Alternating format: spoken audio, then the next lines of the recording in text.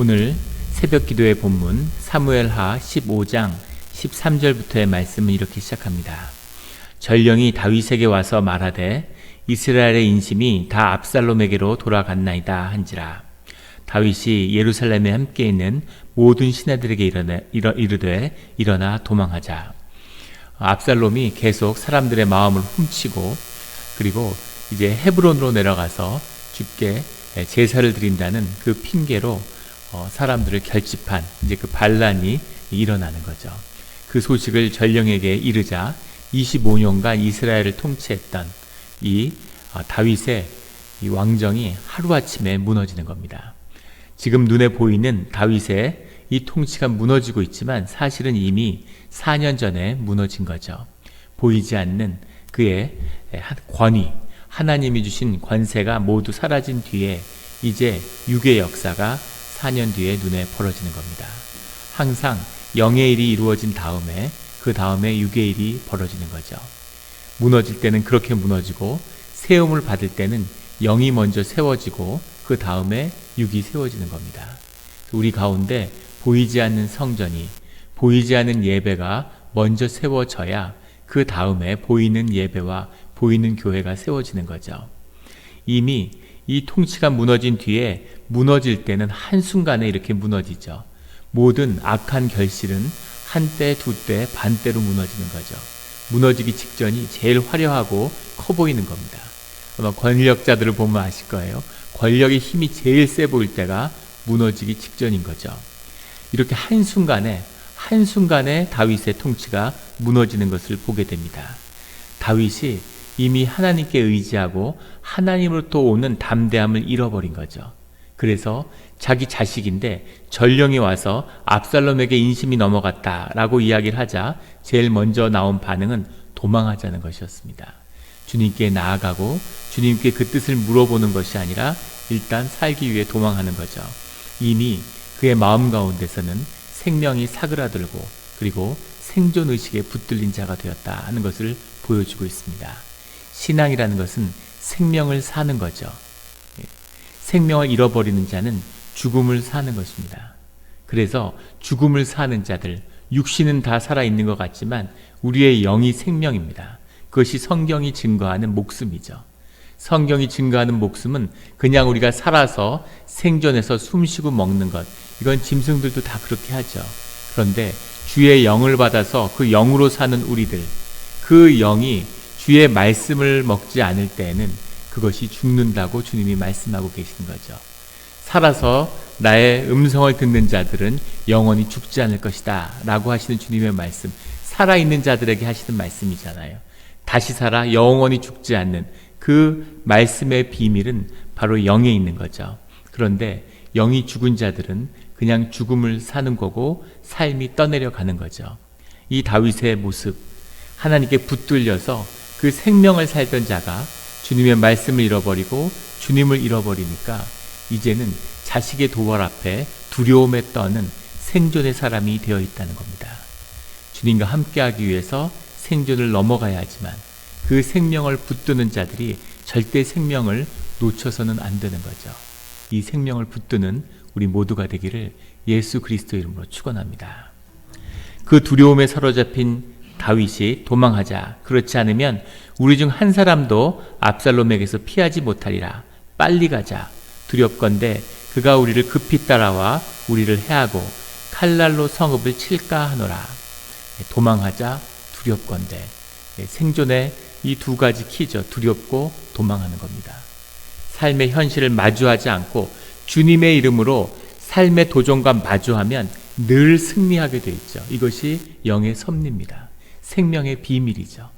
두렵고 세상은 위협하고 세상은 두려움으로 공중의 권세는 우리를 두렵게 만들려고 하고 스스로 도망가게 하려고 하지만 우리가 그것을 이겨내고 마주하면 항상 생명이 세상을 이기는 것, 이것이 주님의 비밀이고 십자가의 비밀이죠. 그런데 그 두려움으로 그 삶의 현실을 마주하지 않고 실제를 맞이하지 않고 도망하는 겁니다. 두렵기 때문인 거죠. 해하고 칼날로 성읍을 칠까 하노라. 그래서 도망하는 거죠. 도망하는데 그의 모습 가운데 오늘 18절에 보면은 그의 모든 신하들이 그의 곁으로 지나가고 모든 그렛 사람과 모든 블렛 사람과, 그렛 사람이라는 것은 이런 사법 체계 같은 걸 담당하고 사람을 잡아들이고 이런 일을 하던 경찰 같은 사람들이고, 블렛 사람이라는 것은 경호실 같이 왕을 경호하고 같이 다니는 그런 사람들이죠. 가드에서 온 모든 가드 사람 600명이 왕 앞에서 행진하니라. 가드에서 온 모든 가드 사람이라는 것은 가드에서 용병을 데려왔던 얘기가 아니라 다윗과 일생을 같이 했던, 그 광야의 동굴로부터 같이 했던 그 사람들이죠. 혹자는 가드에서 용병을 데려온 게 아니냐 그러는데 그렇지는 않았을 겁니다. 그러면 문제는 가드에서부터 함께한 사람들은 이미 나이가 다 50대에 접어들었을 텐데 이 사람들이 무슨 가드를 했겠느냐. 실제 싸움을 하고 가드를 한 게 아니라 그 다윗을 따르고 다윗과 함께했던 그 사람들이 다윗을 떠나지 않고 같이 행진해서 같이 피난을 같이 갔다는 거죠. 아이고, 내 나이가 이제 그 시대의 50이라는 나이는 지금 나이로 하면 70, 80 같은 느낌이었을 겁니다. 이 나이에 지금 다윗을 따라 나가서 뭘 하겠나. 그리고 내가 뭐 압살롬한테 원수진 것도 없는데, 그리고 그냥 예루살렘에 있어도 되는데 그 사람들이 다윗과 운명을 함께 했다는 거죠. 19절에 가면 그때 왕이 가드 사람 이때, 이 이때는 가드에서 온 사람이죠. 블레셋 사람입니다. 이 이때는 장군이고 뒤에 가면 아비새와 같은 군대를 총괄하는 그런 지위에 오르는 그런 장군이죠. 그런데 이 사람이 가드에서 와 있다는 것은 블레셋에서 뭔가 문제가 있어서 망명한 사람이겠죠. 그런데 다윗도 예전에 블레셋에 망명한 적이 있었으니까 아마 다윗과 같은 그런 처지를 가진 사람이었다고 볼 수 있겠습니다. 그래서 그 사람은 뭐 능력이 출중하고 이러니까 블레셋에서 와서 중용을 받은 거죠. 근데 다윗이 뭐라고 얘기하냐면, 그때 왕이 가드 사람 이때에게 이르되 어찌하여 너도 우리와 함께 가느냐. 너는 쫓겨난 나그네이니 돌아가서 왕과 함께 내 곳에 있으라. 왕과 함께 내 곳에 있으라 할 때 이 왕이 도대체 누군가? 가드로 돌아가라는 얘기는 아니겠죠. 가드를 망명해서 이리로 왔는데 이 왕은 압살롬을 이야기하는 거죠. 압살롬이 새로운 왕이 될 텐데 너가 가드에서 와서 나하고 무슨 그런 특별한 게 있겠냐. 그리고 압살롬하고 무슨 척을 진 것도 아니고 네가 그냥 예루살렘에 있으면 압살롬도 너를 중용할 거다. 너는 내 편을 들지 말고 가서 압살롬의 편에 서라. 이렇게 이야기하는 거죠. 그렇게 이야기하니까 이때가 뭐라고 얘기하냐면 21절에 내 주 왕께서 어느 곳에 계시든지 사나 죽으나 종도 그곳에 있겠나이다. 제가 무슨 개인적으로 영광을 바라겠습니까? 그리고 다윗에게 많은 은혜를 받았겠죠. 당신과 함께 죽으면 죽고 살면 살겠습니다. 이렇게 이야기하는 겁니다. 이것을 보면 다윗의 성품이 어떤 사람이었는가 하는 것을 볼 수 있죠. 굉장히 따뜻하고 관대하고 자비가 있는 그런 사람이었다는 것을 우리가 보게 됩니다. 헤세드가 있는 거죠. 주님의 은혜가, 주님의 심성이 다윗의 마음을 이렇게 다스려서, 그리고 다윗의 이런 면들 주님이 좋아했을 것 같아요. 그래서 다윗의 성품을 엿볼 수 있는, 중간에 권력을 추종하고 배신자가 속출할 수 있을 것 같은데 다윗과 함께했던 사람들은 다윗을 따르고 있는 거죠. 다윗의 왕권이나 권력 때문이 아니라 다윗을 좋아하고 다윗과 함께했던 사람들이 있다는 겁니다. 그런데 우리가 여기서 봐야 할 것은 다윗이 아무리 성품이 좋다고 해서 그것 때문에 하나님이 다윗 가운데 머물지는 않는다는 거죠. 다윗의 왕국은 무너지고 있어요. 연말에 이렇게 연하장을 주시는 분들이 교회에 계십니다. 제가 연하장을 절대 쓰지 않고 답장도 하지 않는데 이렇게 연하장을 보내고 편지를 보내시는 분들이 있어요. 근데 예전에는 그런 편지가 없었는데 금년엔 특이하게 두세 분이 편지에다가 개인의 소회처럼 목사님하고 이렇게 3년을 보냈는데 목사님이 착한 사람이라는 걸 이제 알겠다. 착한 사람이라는 얘기를 한 3번 정도 본 것 같습니다. 편지 그래서 목사가 착하다는 건 뭘까요? 좋은 뜻으로 마음을 열고 사실은 이제 목사님을 이제 받아들이겠다. 인격적으로 뭐 그런 좋은 뜻으로 받아들였습니다. 그런데 중요한 것은 뭐냐면 목사가 착하든 안 착하든 그것은 아무 의미가 없다는 겁니다. 뭐 착하면 좋겠죠. 그런데 착하든 착하지 않든 중요한 건 목사의 의미는 주님 안에서 받은 사명이 중요한 거죠. 그가 걸머진 사명, 그가 걸머진 책임, 그것이 중요한 겁니다. 직분제도 마찬가지죠. 장로님이든 안수 집사님이든 권사님이든 무슨 재직이 부여한 권위나 교회가 부여한 무슨 그런 권위가 아니라 하나님 안에서 받은 사명입니다. 교회를 섬기고 성도를 섬기는 그 받은 사명이 귀하기 때문에 존중받아야 되는 거죠. 하나님 때문에. 그것이 본질인 거죠. 다윗도 마찬가지죠. 다윗이 유능하던 유능하지 않던, 다윗이 사람들에게 관대하게 하던 그러지 않던, 다윗의 성품이 좋든 나쁘든 그것이 중요한 것이 아닙니다. 그 개인의 성품이나 그 개인의 자질로 보면 사울과 다윗은 비교가 되지 않죠. 사울이 훨씬 더 훌륭한 사람입니다. 하지만 사울은 버림을 받고 다윗은 하나님께 끝까지 보호하심을 받았다는 거죠. 이것이 신앙의 중심이고 생명의 진심이고 우리 마음의 중심이어야죠. 이런 다윗의 성품이 아니라 하나님의 사명을 받은 사명자로서의 길을 가는 우리 모두가 되기를 예수 그리스도 이름으로 축원합니다. 그렇게 왕이 23절에 보면 기드론 시내를 건너가니 광야의 길로 향하니라. 온 땅 사람이 큰 소리로 울며, 아주 비극적이고 비참한 거죠. 그냥 왕위에 내쫓겨도 비참한데 자식에게 내쫓겨서 도망을 하고 있어요. 그러니까 그 비참함과 그 쓰라림이라는 것은 뭐 이루 상상할 수가 없겠죠. 그런데 24절에 보라, 사독과 그와 함께한 모든 레위 사람도 하나님의 언약궤를 메어다가 하나님의 궤를 내려놓고 아비아들도 올라와서 모든 백성이 성에서 나오기를 기다리도다. 왕이 나가는데 예루살렘에서 어떤 일이 벌어졌냐면 사독, 아론의 셋째 아들인 엘리아살의 후손이죠. 자독하이라고 불리는 사독 계열의 제사장을 대표하는 사독과 그 뒤에 아비아달은 우리가 잘 본문에서 전에 나누었던 노베 아히멜렉, 사울에 의해서 몰살당했던 노베 제사장의 후손이죠. 아론의 계열서부터 보면 네 번째 아들이었던 이다말의 후손입니다. 그래서 이 유다의 큰 제사장의 뿌리는 이 엘리아살의 뿌리, 사독의 후손들과 그 다음에 이다말의 후손, 아비아달의 후손, 이게 양대 가문이 돼서 여기서 제사장들이 계속 나오는 거죠. 그런데 사독과 아비아달이 언약궤를 메고 나왔다는 겁니다. 그러니까 이분들도 제사장으로서의 자격이 좀 미달한다고 봐야죠. 이렇게 아무렇지 않게 하나님의 언약궤를 메고 나와서는 안 되죠. 주님의 뜻을 구하고 주님이 그렇게 함부로 사람의 뜻에 따라서 옮겨질 수 있는 분이 아닙니다.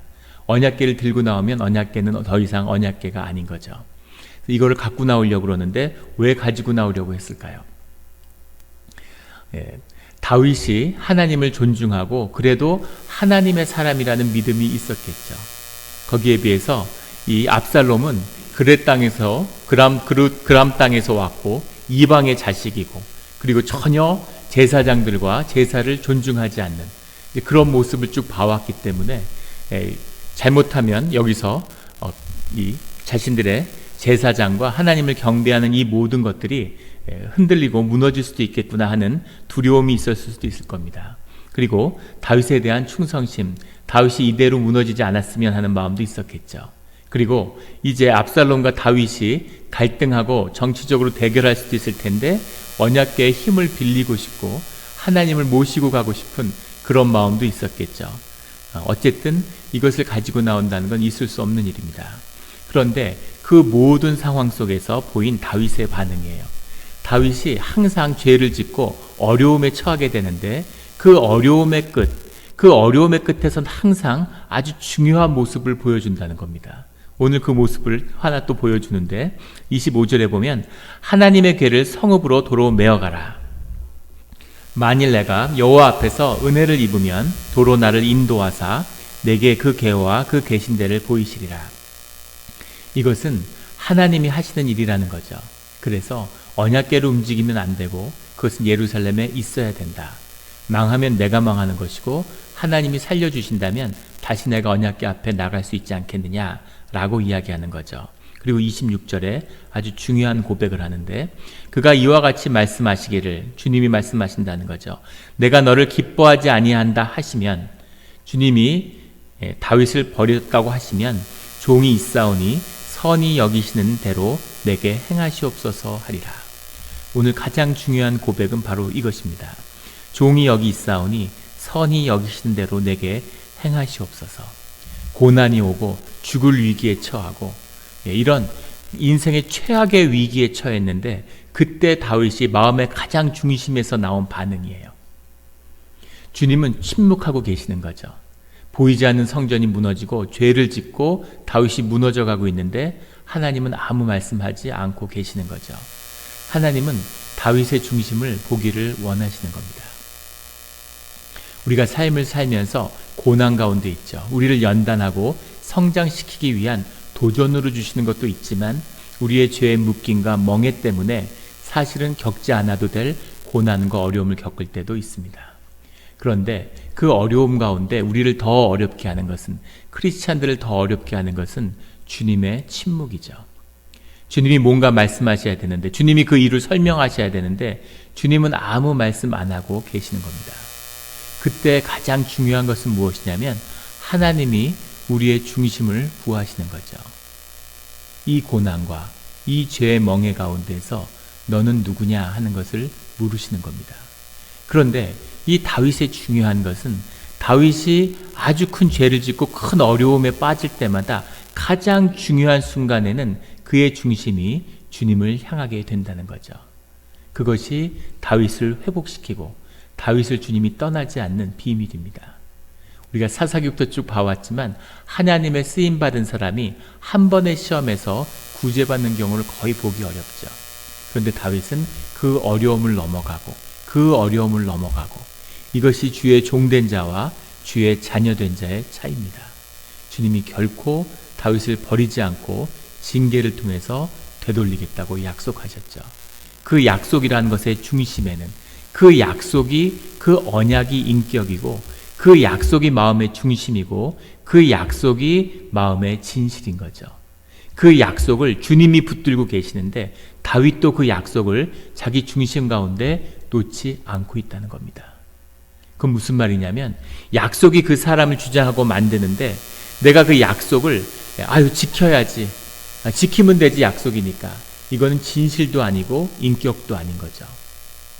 결혼을 해서 평생 함께하고 하늘이 맺어준, 주님이 맺어준 사이를 내가 가르지 않겠다고 약속했는데 약속했으니까 지켜야지, 부부니까 막 바람 피고 다니면서 부부니까 그냥 결혼 이거는 그냥 깨지 말고 가야지, 이게 무슨 약속입니까? 아무 의미가 없는 거죠.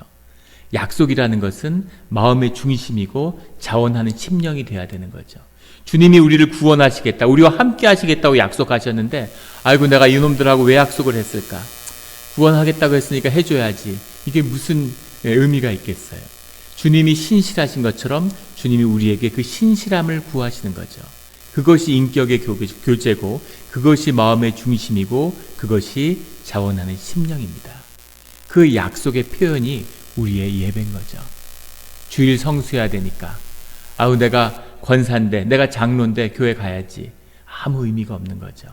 자원하는 심정과 중심으로 주님 앞에 설 때 주님 앞에 그 언약이 살아나는 거죠.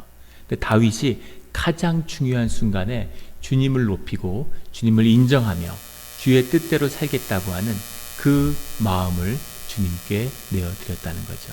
이것이 다윗의 마음의 중심이고 자원하는 심령입니다. 종이 여기 있사오니 선히 여기시는 대로 내게 행하시옵소서. 죽으면 죽고 고초를 당하면 당하고 노예가 되면 되고 무슨 일이든지 주님의 뜻대로 하시면 제가 그것을 선하게 받겠다는 겁니다. 우리는 좋은 걸 받으면 좋은 것 같고 나쁜 걸 받으면 나쁜 것처럼 생각하죠. 무슨 집을 새로 사고 아이가 좋은 대학에 가면 축복받았다고 좋아하고, 그리고 뭐가 일이 어려워지고 비즈니스가 어려워지고 애가 좋은 학교에 못 가면 하나님이 나를 벌준 것처럼 힘들어합니다. 그런데 사실은 주님 안에서 좋고 나쁜 것이 없다는 거죠. 주님의 뜻을 선하게 받으면 그 모든 것이 다 선함 안에서 좋은 것이 된다는 겁니다. 이것이 신앙의 비밀이죠. 그래서 신앙을 연금술에 비유합니다.